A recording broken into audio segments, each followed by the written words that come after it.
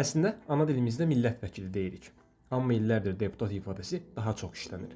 Bəlkə də bir gün millət vəkili desək, bu adamların nə iş görməli olduğunu da dərk edərik. Ancaq sözümün canı bu deyil. Fəzail Ağamalı adlı deputatımız vəfat edib.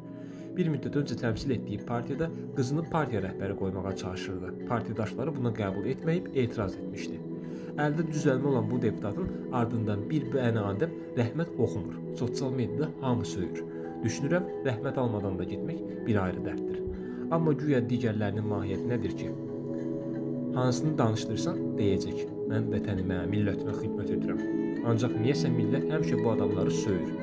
İndi ya millətin başı çatmır, ya da bu adamlar millət adı ilə sadəcə öz qohumlarına xidmət edirlər. Düzü, Fəzailin öz qohumlarına da xidməti olduğunu demək çətindir. Təmsil etdiyi partiyada partidaşları başqa bir şəxsi partiya rəhbəri görmək istəyərkən Fəzail partiyanın dədə mülkü kimi qızına qoymaq istəyirdi. Nə yoldaşlarının səsini sayırdı, nə də doğma oğluna nəsə buraxmaq istəyirdi.